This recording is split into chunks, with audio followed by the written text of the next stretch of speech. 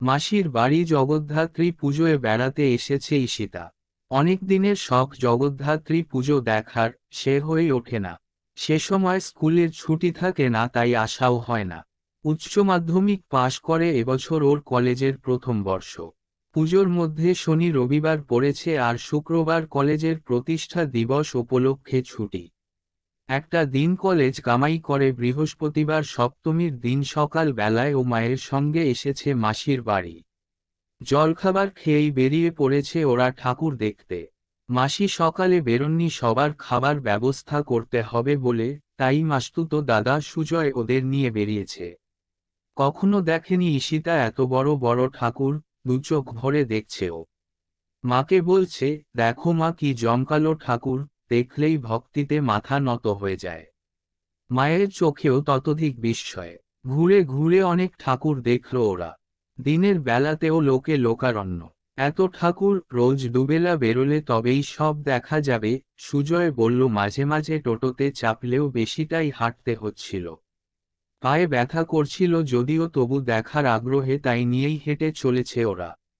বাড়ি ফিরতে অনেকটা বেলা হয়ে গেল। মাসি বললেন, খাবার সব পান্তা হয়ে গেল যে রে। ঈশিতা বলল, কাল থেকে মাসি তুমি রান্না করবে না বাড়িতে? রাস্তায় কত দোকান, স্টলে স্টলে কত রকমের খাবার পাওয়া যায় দেখলাম। কোনো দরকার নেই বাড়িতে রান্না করার, তুমিও আমাদের সঙ্গে বেরোবে, সবাই একসঙ্গে মজা করতে করতে ঠাকুর দেখব। মাসি আগে বাংলার বাইরে থাকতেন মেসোর চাকরি সূত্রে। রিটায়ারমেন্টের পর মেসো তার বন্ধুর বাড়ির পাশে এই বাড়িটি করে এখানে থাকতে শুরু করেন। সেও 6 থেকে 7 বছর হয়ে গেল। মাসির বাড়িতে এলেও এই জগদ্ধাত্রী পুজোর সময় আসা হয়নি আগে কখনো। সুজয় তো পাড়ার পুজোয় মেতে থাকে, কেবল মাসি এসেছে বলে ওদের ঠাকুর দেখাতে নিয়ে বেরিয়েছে, তাও সন্ধেবেলা যাবে না বলেই দিয়েছে সে। বাড়ি ফিরে খাওয়া দাওয়া করে একটু রেস্ট নিতে না নিতে ঈশিতা আবার রেডি হতে শুরু করেছে।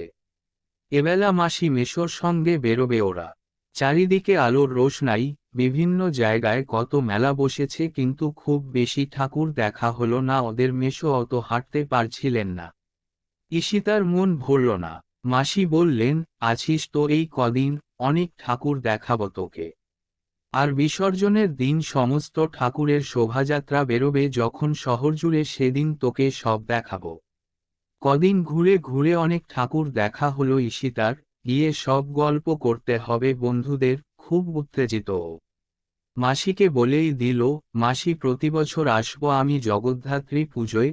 ঠিক আছে তো মাসি বলেন, পাগলি মেয়ে, আমি কি না বলেছি? নিশ্চয়ই আসবি, আমারও ভালো লাগবে তাতে।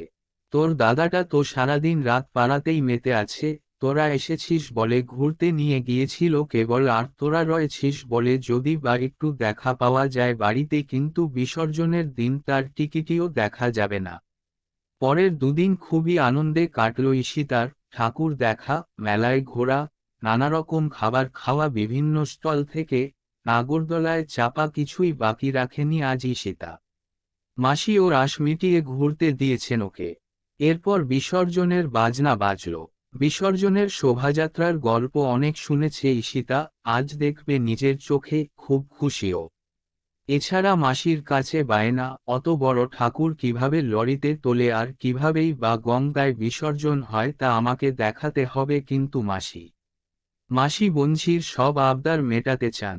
মা বলেন, পরের বার তো আবার আসবি বললি, তা ওটা না হয় পরের বারেই দেখিস। কদিন তো মাসিকে নাকে দড়ি দিয়ে ঘোরালি। ঈশিতা শুনতে চায় না, না এবারেই দেখব। মাসি বলেন, ঠিক আছে ঠিক আছে, আমি নিয়ে যাব তোকে। পাড়ার ঠাকুর লরিতে তোলার সময় মাসি নিয়ে গিয়ে দেখিয়ে আনলেন ঈশিতাকে।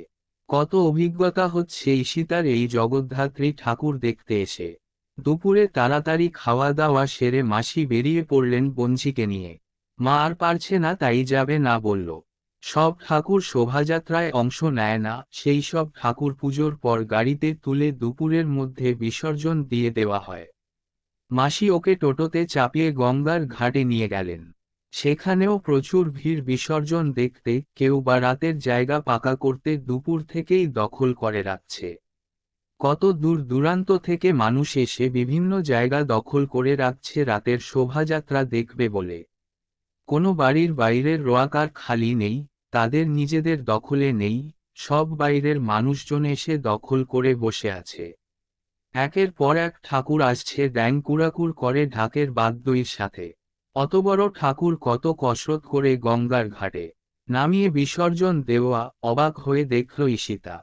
এসব দেখে বাড়ি ফিরতে বেশ সময় লাগলো, রাস্তায় প্রচুর ভিড়, জ্যাম লেগে গেছে তাই। বাড়ি ফিরে মাকে সেসব গল্প করল ঈশিতা উত্তেজিত হয়।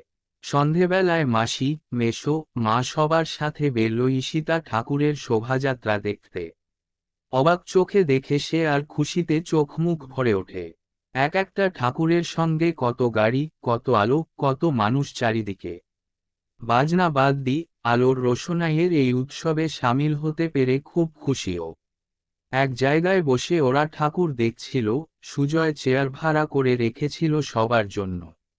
একটু রাত বাড়তে মা আর মেসো বাড়ি যাবার জন্য অস্থির হয়ে পড়েন। ঈশিতার মুখ ভার হয়ে যায়। মাসিমায়ের কাছে বাড়ির চাবি দিয়ে ওদের বাড়ি গিয়ে খাওয়া দাওয়া করে শুয়ে পড়তে বলেন। এরপর ঈশিতাকে তিনি বলেন, চল আমরা ঘুরে ঘুরে ঠাকুর দেখে নিই, এখন সব ঠাকুর রাস্তায়। এক জায়গায় বসে না থেকে ঘুরে দেখলে অল্প সময়ে অনেক ঠাকুর দেখা হয়ে যাবে। মাসি বঞ্জি ঘুরতে লাগলো রাস্তা ধরে। ওই রাস্তাতেই পরপর সব ঠাকুর যাচ্ছে। ঘুরতে ঘুরতে ওরা চলে এসেছে প্রায় গঙ্গার ঘাটের কাছে। যদিও বিসর্জন এখন হবে না, সারা রাত ধরে সারা শহর পরিক্রমা করে তবেই বিসর্জন হবে পরদিন সকালে। বাপরে, এখানে যে প্রচণ্ড ভিড়ের চাপ! মাসি ঘাবড়ে গিয়ে বঞ্জির হাতটা শক্ত করে ধরেন, কিন্তু কিছুক্ষণ পরেই ভিড়ের চাপে হাত ছেড়ে গেল দুজনের। ওরা ছিটকে গেল দুদিকে। অত ভিড়ে ওরা কেউ কাউকে দেখতে পাচ্ছে না। মাসি ঈশিতা ঈশিতা করে চিৎকার করছেন, ঈশিতাও মাসি মাসি করে, কিন্তু কারো ডাকি কারো কানে পৌঁছায় না। ব্যান্ডের বাজনায় হারিয়ে যাচ্ছে ওদের ডাক। দুজনে উল্টো পথে দুজনকে খুঁজে যাচ্ছে আর আরো দূরে সরে যাচ্ছে পরস্পরের থেকে। ভিড়ের চাপে ঈশিতা ছিটকে একটা গলিতে গিয়ে পড়ল। গলির মুখে কয়েকটি ছেলে ওর দিকে তাকিয়ে। গলির মুখে এত জ্যাম, সেখান থেকে বেরোতে পারে না, বেরতে গেলে ছেলেগুলোর সামনে গিয়ে পড়বে, তাই পিছতে থাকে ও। রাস্তাঘাট চেনা নয়, ভয় পেয়ে যায় ঈশিতা, কি করে ফিরবে সে? মাসিকেই বা পাবে কোথায়? ছেলেগুলোকে ওর দিকে এগোতে দেখে ও পিছতে থাকে। তাতে ও জনারণ্য থেকে অনেক দূরে গিয়ে পড়ে। সেখানে বাড়িঘর কম, চারিদিক অন্ধকার, যে কটা আছে সব ঠাকুর দেখার হিড়িকে বন্ধ। ছেলেগুলি কাছে এসে পড়ায় ঈশিতা বুঝতে পারল সব কটা মদ্যপ। ভয়ে ঈশিতার গলা বসে গেছে, চেঁচাতেও পারছে না, কান্নায় বুকটা ফেটে যাচ্ছে।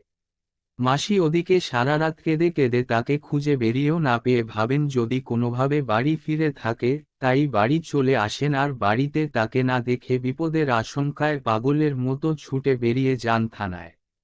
সারা রাত পুলিশও সব সামলাতে ব্যস্ত, তাদেরও পাওয়া দুষ্কর। তবু একজন সহৃদয় অফিসার সব শুনে খোঁজবার আশ্বাস দিলেন। এক্ষেত্রে যা হবার সে রাতে তাই হয়েছিল। ঈশিতাকে পাওয়া গেল, তবে জীবন্ত নয়, মৃত অবস্থায়। তার মৃতদেহ গলিটার এক প্রান্তে এক ঝোপের মধ্যে থেকে উদ্ধার হলো দিনের শেষে, বেশবাস ছেঁড়া অবস্থায়। একদিকে ঠাকুরের বিসর্জনের বাজনা বাজছে হৈ হৈ করে, আরেকদিকে ঈশিতার বিসর্জন হয়ে গেল সবার অলক্ষ্যে। সমাপ্ত।